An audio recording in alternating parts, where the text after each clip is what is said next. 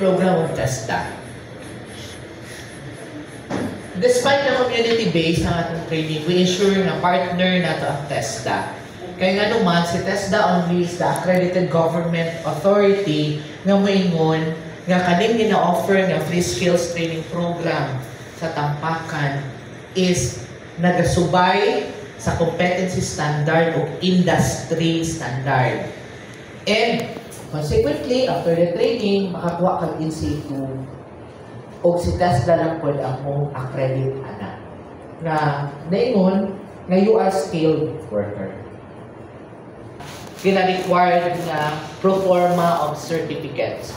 Sa TESDA manggod, basta accredited training center ka, kami tanan nga accredited training center sa buong Pilipinas, isa na yun ang dagway sa training certificate.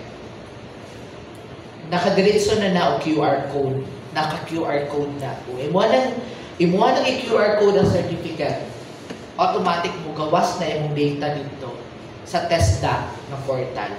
So, mo na pinaka-basic o pinaka-paspas nga pamaagi sa employer nga nung paspas sila o hiring. Basta na ay training certificate na accredited ni TESDA.